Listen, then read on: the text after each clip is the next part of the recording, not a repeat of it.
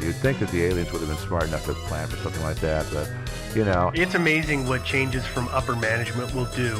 Yeah. Yeah. The simplest things get cut out for budget reasons. Well, I see it all the time. I think that everybody assumes that aliens are going to be more competent than human beings, but there's no reason to really think so. Let's face it, incompetence is kind of a universal rule. So what did the Vogons do? Yeah, exactly. So these things were basically bricks now. They were no longer sophisticated little Terminators. They were just bricks and suitable for nothing more, really, than just being nutcrackers. And so that's how they were introduced actually by an alien species. And of course, some of them did occasionally come alive, like for example, to rescue the princess from the Rat Army. But for the most part, they just sat there playing dumb and pretending like they were just, kitchen implements, nutcrackers. And holiday decorations. But they were just waiting for their turn. Which, tragically for them, never happened. Well, I don't know. I mean, I personally, having done my research and watched the documentaries, I still think that I have the right answer. But you two are welcome to believe whatever stories you want as to what the real truth is behind the Nutcracker. Well, the whole thing about it is like, rabbits with antelope horns. I know, of course, they exist. But the ducklings, come on, dude. I mean, really. Listen, just because you don't understand a cryptid doesn't mean it doesn't exist.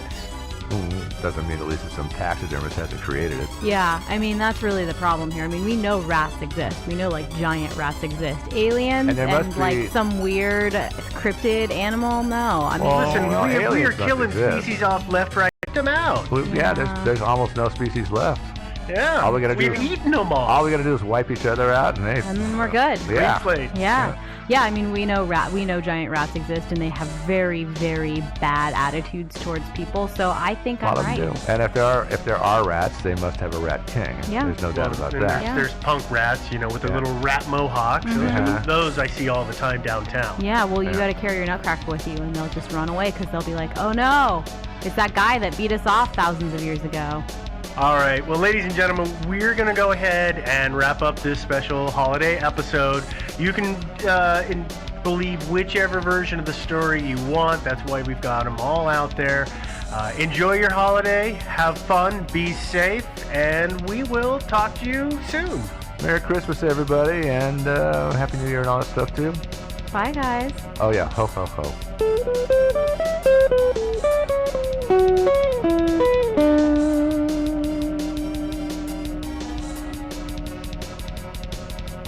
Hey guys, Steve here. You are listening to one of our original 26 episodes. If you've listened to any of our new episodes, you're going to notice that we're sounding a little different than these ones. Yeah, there's a reason for that. There is. They've been remastered. They have been remastered. Because they had a really annoying hum. Yeah, I mean, a huge thanks to listener James for doing almost all of the legwork on this thing. Yeah. You'll also notice if you had listened to what we're calling the Lost 26 episodes before, and you're re-listening now, the music and sound effects are gone. Yes, we've gone back to straight audio. So, be warned, we sound a little different today than we do in what you're about to listen to. Yeah. Enjoy. Bye. Okay, bye. Thinking Sideways. I don't understand. Does not compute. You never know. Insufficient data to formulate a reply. What? Stories of things we simply don't know the answer to. Well, hi there, and thanks again for joining the show. This is Thinking Sideways, the podcast, and I am Steve, and as always, on my left is Joe. Hello there, everybody. And on my right is Devin. Hi. And we are going to once again review a story that doesn't quite have an answer. Now, this week we were lucky enough, we are not alone in our review of the story. We were able to get a hold of the known author, Roy Bainton. He was nice enough to talk with us about the story, but before we get to that, let's let Roy introduce himself. Well, my name's Roy Bainton, Bainton, and I'm a writer and a journalist and an author, which I've been doing for about 17 years now. So this story, the Aurang Medan, is also commonly referred to as the Death Ship. Ooh, I like that. It's a creepy story, and it's been around for a long, long time. This story's been around since the late 40s. This story was told by salty old dogs to the young guys on the ships all the time. As a matter of fact, that's how Roy heard it for the first time. Well, I've got to go back to the source. The first time I heard it was actually verbally. I was on an old merchant ship called the Port Halifax, and we were crossing from Panama to Australia. This vessel used to travel at a top speed of about 12 miles an hour, and it used to take us 3 weeks to get from Panama to Australia. And on the night after the watch, we'd have a few beers in the mess room, and people would tell stories, creepy stories about the sea, etc. And I remember this one coming up because it really held the whole mess room. We were all sat around thinking, Jesus, what's this? Just for the benefit of our listeners, what exactly are the details of this interesting story? Well, I'm glad you asked, Joe. So here's the story, and we don't know if it's 1947 or 1948. But in the Straits of Malacca, there was a radio transmission which picked up, and it was in Morse code. So the radio transmission was picked up by several ships in the area as well as on land, and everybody that had picked it up, they started talking to each other to try to figure it out. They triangulated approximately where it was at, and the closest ship was the Silver Star.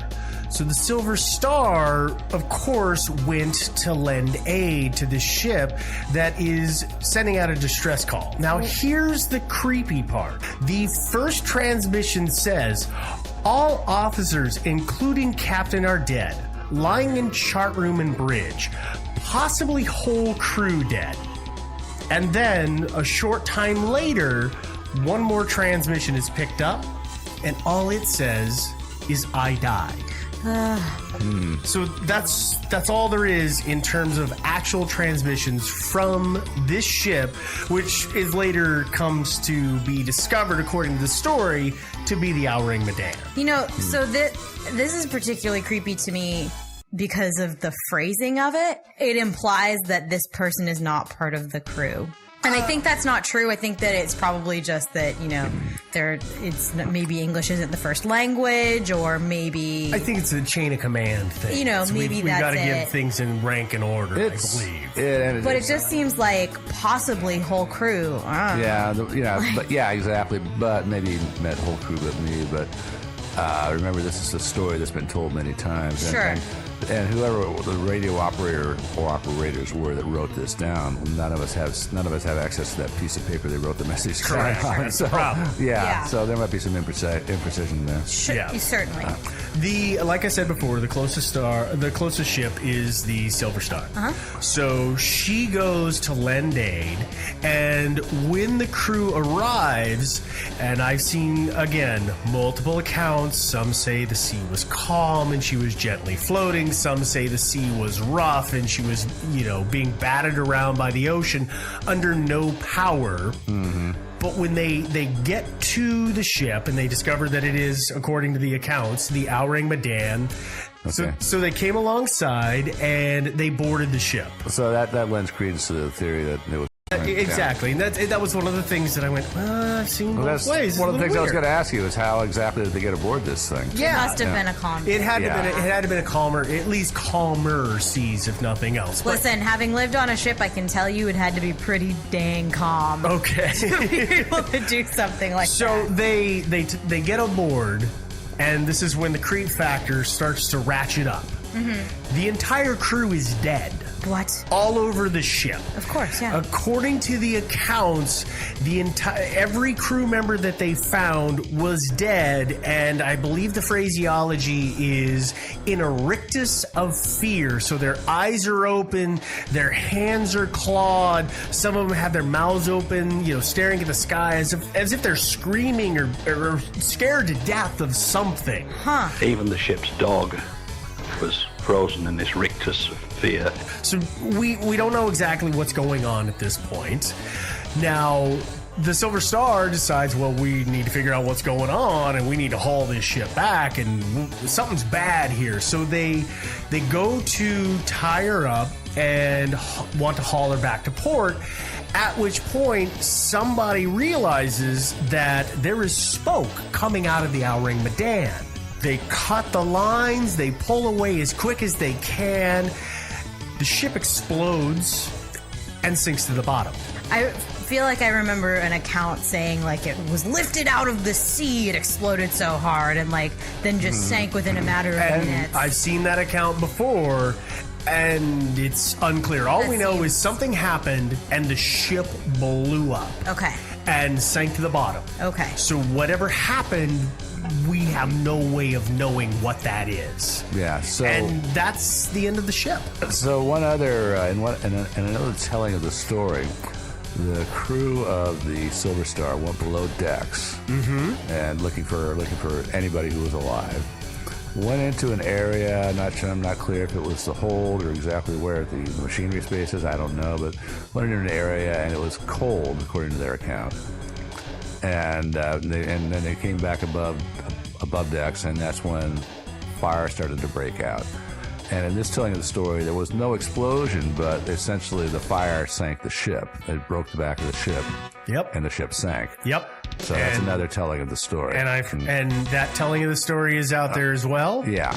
So yeah, that's as much as the story itself has ever given us. Well, and it sounds like there are a lot of different versions of this story. And you're absolutely right, Yeah. Evan. It's a story that, again, like I said before, we can't pin down. Was it 1947? Was it 1948?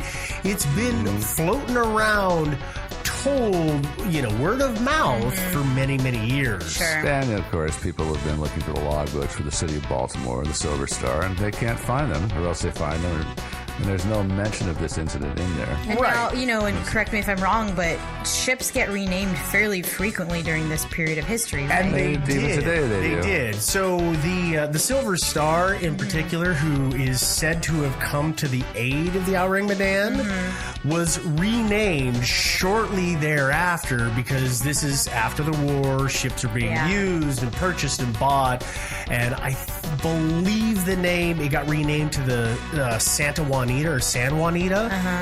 They keep changing, and then Lloyd's Registry, which if anybody doesn't know, Lloyd's Registry is basically the registry of all ships. So technically speaking, you should be able to find any ship and all of the evolutions of its names in that log. And that's the problem, that one of the initial problems that we'll get into later, but the Aurang Medan's not in there. It doesn't exist in that official record of all seafaring vessels. Interesting. But we'll come back to that, because we'll get to that a little bit later. I want to, as we like to do, I want to go through all the theories that are out there, and then we can kind of hash them apart, and we can work our way through them. Perfect. Okay. So the very first one is akin to the Bermuda Triangle. It was a UFO. Yeah. So people say, this is the theory, that it was a UFO that came over the ship and killed the entire crew and then took off. Sounds legit. Well, that doesn't explain why the ship blew up. Yeah. That doesn't give, there's no facts in there. There's nothing that a guy could hold on to say, oh, well, there was this weird thing and then it happened. Like, all we know is that they were dead. Yeah. And if the UFO had swept them with a death ray, you would think the radio operator would have been killed as fast as everybody else. Yeah, everybody would have died at the same time. Yeah. And I've got to admit, when we talked to Roy, he had a really good take on this. UFOs frightening people to death? Well, why haven't many other people been frightened to death by UFOs? Have we found streets full of people in the Richter sphere lying on the pavement? I don't think we have. I'm not quite sure about that. It's always a possibility. There's some pretty bizarre stories around the UFO phenomena. The next theory that's on the docket is that it didn't actually happen. there's a chance that this entire story was made up. So it's like an old wives' tale. An old wives' tale. I mean, if you think about it, it's the late 40s. Guys have seen lots of weird stuff in the war, and maybe they've got, you know, some version of PTSD, and so they don't remember right what they saw.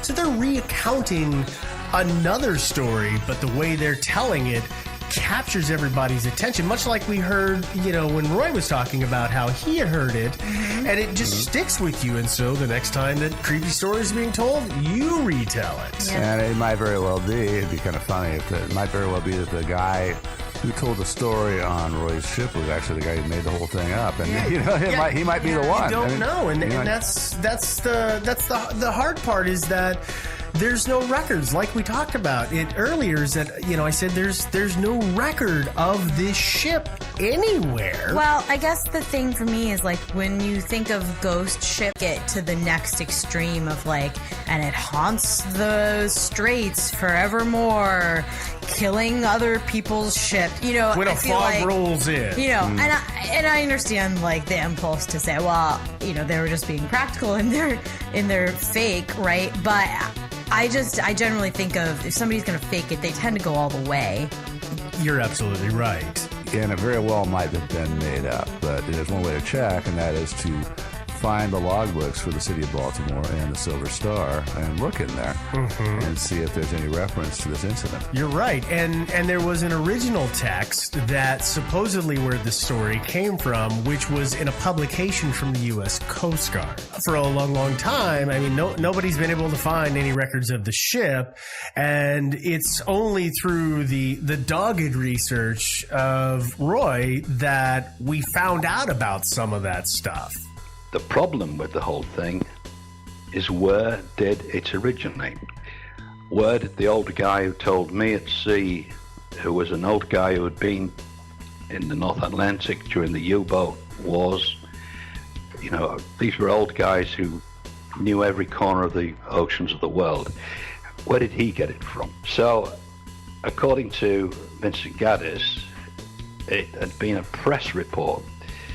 But I've searched the newspaper library at Collingwood in North London, looking for all reports of shipping from 47, 48, and there's nothing mentioning the Orang Medan. I started then to think, well, maybe it's one of these kind of silly season stories where some hack reporter thinks, I know what I'll do, I'll just cobble this story together and put it on the wires and everybody will go for it. But there was something mentioned in Gaddis' story about a report of the tragedy in the document called the Proceedings of the Merchant Marine Council, which is part of the publicity output for the U.S. Coast Guard. Well, I could never find this, and I didn't believe it existed. I thought Gaddis had made it up. But then recently, a friend in Australia managed to track it down. Sadly, although it's an official report, it doesn't tell you anything more than we know. It doesn't tell you where the ship was from, where it was going, what port it had left. I would expect more thorough documentation in a document like that. There's nothing. It's just as if the legend has shoehorned itself into that particular area, that official area, as if somebody in the Merchant Marine Council has said, we better stick this story in. But of course there's no, you would expect, if you found the logbook of the Silver Star or the City of Baltimore, which I've tried to do, you would expect there to be a report in the logbook giving the actual latitude and longitude of this, then you'd be able to pin it down. But no, it doesn't. That doesn't happen either. I've written to various sources trying to find out where the logbooks might be. But of course, most of the companies that were running at that time, and it's just after the Second World War, a lot of that documentation is probably filed away in some 15th floor in some building somewhere in Boston or New York. We don't know. So I did a huge lot of research into the Philadelphia experiment, making the ship invisible. Lovely idea, but there's a good explanation for all of it, but it's a fantastic story. I have a horrible feeling that that's what makes me think Urang Medan might be a red herring. I don't know. There's something behind it. So obviously enough, the trail is cold. There's not a lot of paperwork on the ship itself that can be found at that point. Which is kind of weird. Again, yeah, it's odd that there's just so little. And we were lucky enough. I had gone ahead, and when I was doing my research, and this is why we got a hold of Roy, is he was the only one who seemed to have done a lot of research on it, and he put forth